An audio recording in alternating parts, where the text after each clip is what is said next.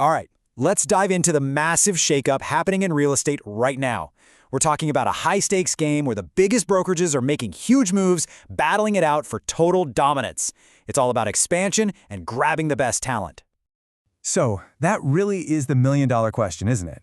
In a market this fierce, how do you actually win? Well, the top players are writing a new rulebook, and it all boils down to a couple of really aggressive core strategies. Let's break them down. First up, we've got the race for territory. This is like a classic land grab, you know? You've got these major firms planting their flags in completely new markets, not just here at home, but all over the world. And believe me, this isn't just a small-time trend. You've got SERHANT locking down its East Coast footprint by moving into Boston. You have the agency dipping its toes into West Virginia for the first time.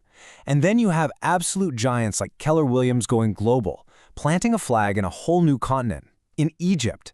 The map is changing, and it's changing fast.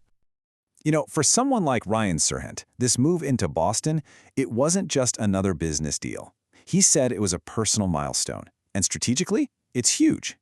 This move pretty much completes their puzzle, giving them a presence in every major city on the East Coast. That's a massive win. And they're not just showing up quietly. They are arriving with some serious firepower. The team they launched with in Boston, that's over 30 agents. They're bringing a combined sales volume of over $600 million. That's not just entering a market. That is kicking the door down and announcing you're here to stay. But hey, it's not all about the big city lights. Not everyone is chasing that same prize.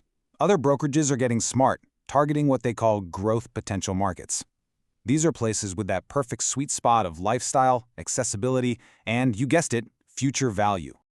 And the agency's move into Morgantown, West Virginia, is the perfect example of this. CEO Mauricio Umansky sees it as this ideal sweet spot, where lifestyle and growth just click. It's a bet on what buyers want now, access to the outdoors, right? We're talking hiking, rivers, skiing. That's a currency that's becoming more and more valuable.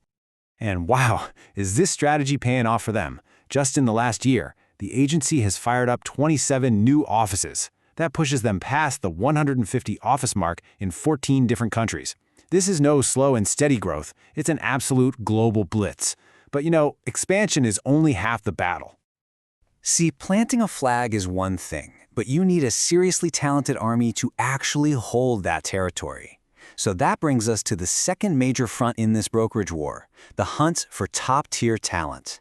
We're talking about those super agents who have their own gravitational pull and bring a ton of market share with them. And you want to see a prime example of this? Look no further than the agency snagging Justin Alexander for their Beverly Hills flagship. Seriously, this is the real estate version of a championship sports team signing the #1 free agent on the market. It's a power move. So why is this guy such a big deal? Well, for starters, his personal sales volume is a mind-blowing $400 million. I mean, let that sink in. That's the kind of production that can literally change the trajectory of an entire office.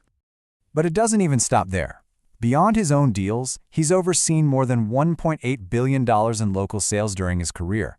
So he's not just a top seller, he's a true market leader. He's what you'd call a force multiplier. And to make it even more real, the guy's basically a legend for his record-breaking deals.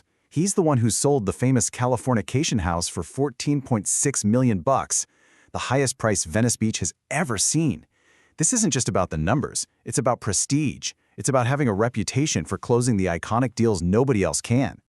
And this talent draft, it's happening all across the industry. It's not just the agency. Century 21 is bringing in new leaders to sharpen the skills of their existing team.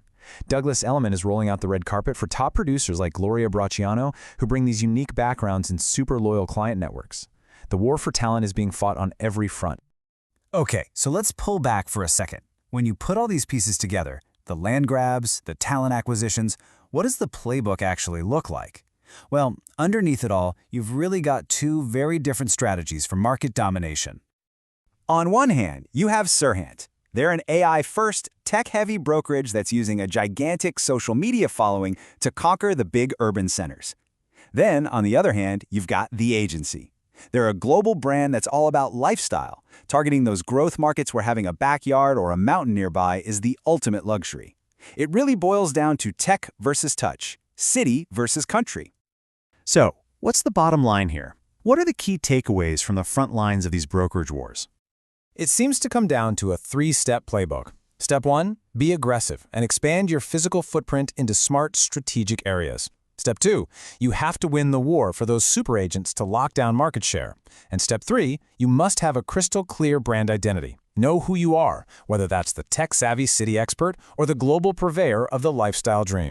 And all of this, it leaves us with one final and really crucial question. As these giants are out there battling for territory and poaching the biggest talent, where does that leave the individual, local agent, who's just trying to compete? What does their future look like? That, right there, is the question that's going to define the next chapter of this entire industry.